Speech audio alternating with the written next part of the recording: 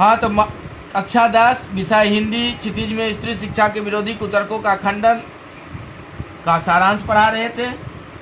महावीर प्रसाद द्विवेदी जी ने कुछ तर्क को स्त्री शिक्षा के विरोधी कुतर्क का खंडन करके अकाटी तर्क दिए थे, जिसमें प्राकृत बोलना और विश्वविद्यालय के बारे में। तो वेदों में बहुत सारे औरतें स्त्रियों का नाम है। विश्ववरा, शीला, विद्या, अत्रि की पत्नी धर्म पर व्याख्यान देती थी। गार्गी बड़े बड़े ब्रह्मवादियों को हरा देते थे। मंडन मिश्र की सहधर्मी शंकराचार्य के छक्के छुड़ा दिए। क्या ये सब स्त्रियों के पढ़ने का परिणाम नहीं है? हमने परंपरा को तोड़ा है।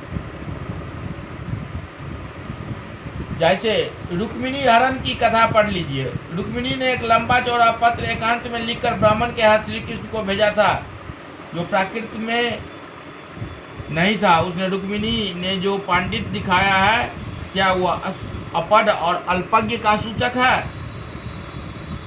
स्त्रियों के पढ़ने से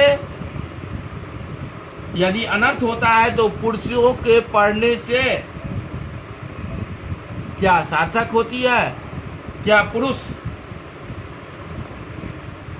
को शिक्षा देना दुष्परिणाम नहीं है? जो पुरुष चोरी करता है, डकैती करता है, डाका देता है, नरहत्या करता है, क्या वह उसके पढ़ने का परिणाम नहीं है? तो इसका मतलब है जो पुरुषों को भी शिक्षा नहीं दी जानी चाहिए। दूसरी बात, दुष्यंत को शकुंतला ने कटु शब्द कहा। वैसी परिस्थिति में कोई भी कटु शब्द कह सकती थी, क्योंकि पति होकर अपनी पत्नी को पहचानने से इनकार कर दिया दुष्यंत ने।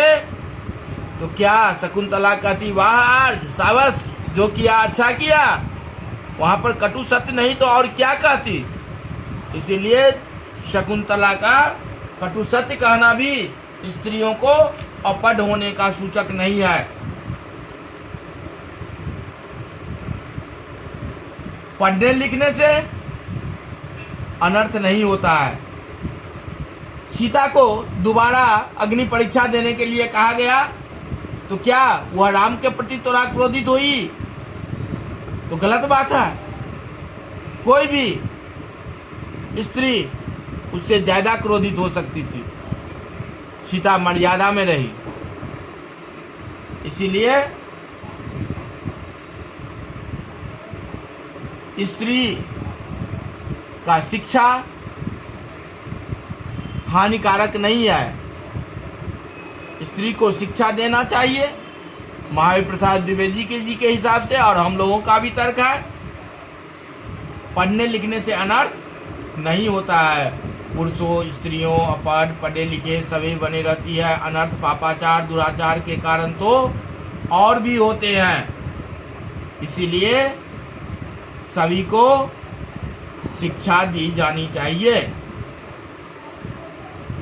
जिस शिक्षा प्रणाली में स्त्रियों को पढ़ना अनर्थकारी समझा जाता है, उस शिक्षा प्रणाली में संशोधन कर लेनी चाहिए।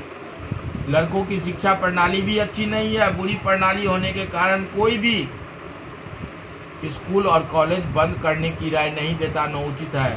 फिर स्त्रियों की शिक्षा बंद करने की राय भी देना उचित नहीं है। शिक्षा प्रणाली में संशोधन किया जा सकता है कि स्त्रियों को क्या पढ़ना चाहिए, कितना पढ़ना चाहिए, किस तरह शिक्षा देनी चाहिए, कहाँ देनी चाहिए। परंतु यह सोचना कहना उचित नहीं है कि लड़कों के लिए पढ़ने लिखने में कोई दोष नहीं है और लड़कियों का पढ़ना अनर्थकर है। यह तो अभिमान का उत्पादक है, गृह सुख का नाश करने वाला है। ऐसा कहना सोलहो आना मिथ्या है। इस कहानी का सारांश यही है।